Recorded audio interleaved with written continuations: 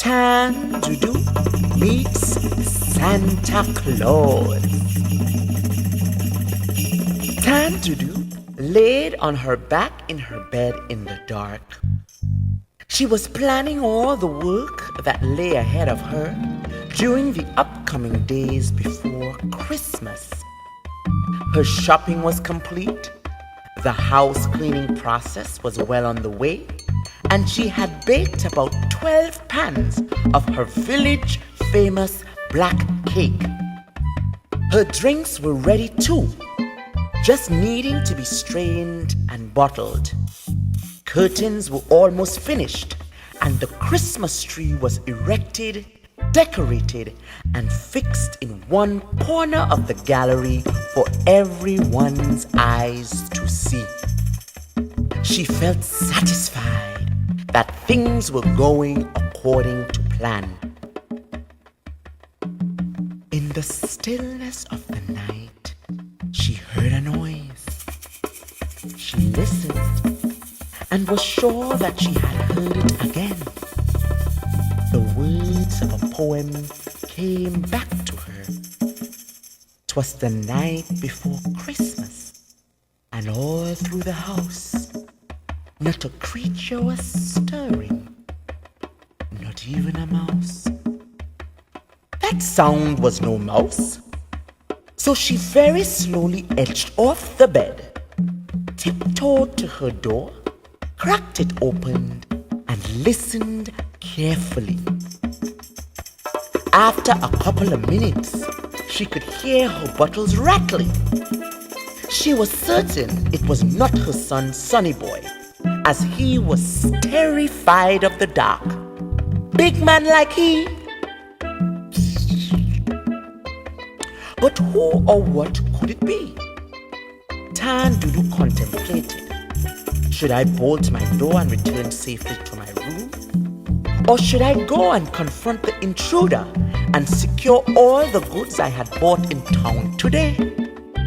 She thought to herself, Lord Father, look at my crosses here this Christmas night. Me black cake, me sorrel and me ginger beer, me expensive ham too.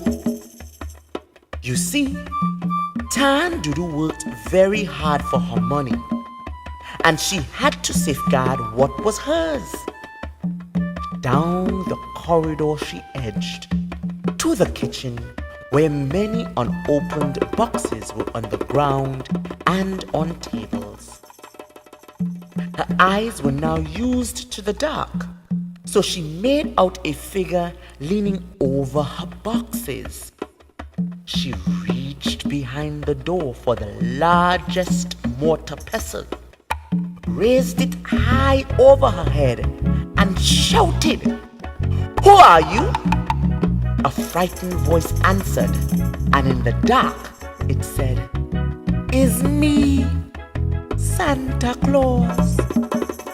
Tan Doodoo knew immediately that it was an intruder, because Santa Claus was not due until Christmas Eve night, and she told him just that. When there was no response, Tan Doodoo advanced towards him, pestle in hand, poised to do damage. Santa sat on the floor, his feet crouched close to his body, and his hands up in the air. He was begging and pleading for forgiveness. Tan Doodoo had no mercy when it comes to she and she things. Tan Doodoo was about to teach Santa a lesson about timing. With one hand, she reached down and pulled Santa to his feet. She dragged him across the room where she could get some light, and there she began to unmask him. First, she pulled off his hat, and then his white beard. But that was not enough. Whap! Tan Doodoo hit Santa one lashing tail. Her mind was made up to do for Santa that night. She reached for his midsection to relieve him of his red velvety coat. She struggled a bit, but But when Tan Dudu finally released his belt buckle, there was an explosion of bottles, tins and boxes which came crashing to the floor. Tan Dudu was uncontrollably enraged. Let's just say that night, Tan Dudu made a citizen's arrest.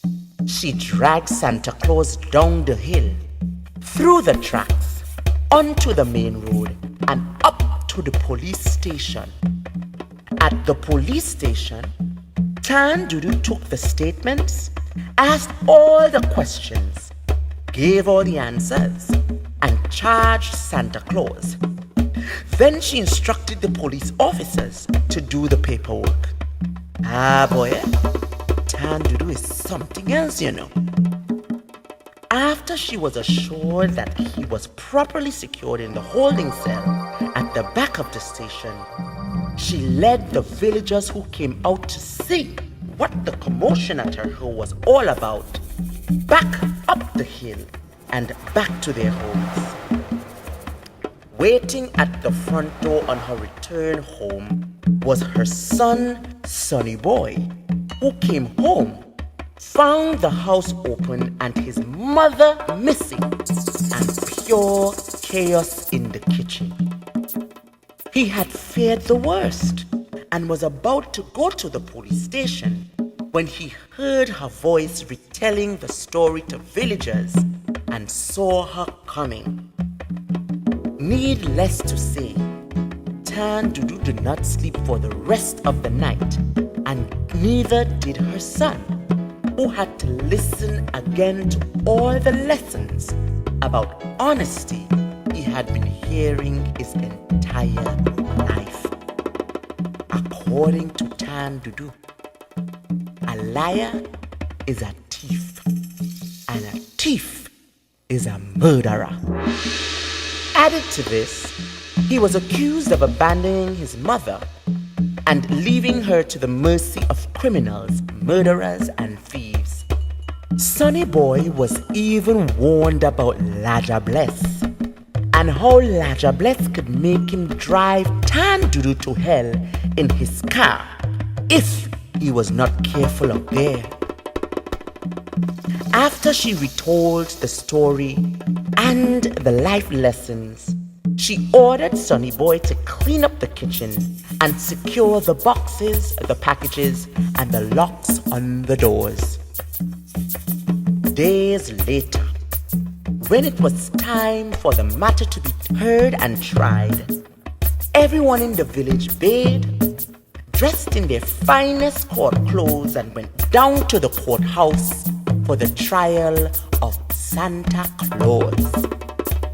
The trial did not last very long, probably just about 15 minutes, and this was mainly due to the restlessness of the crowd inside and outside the courthouse.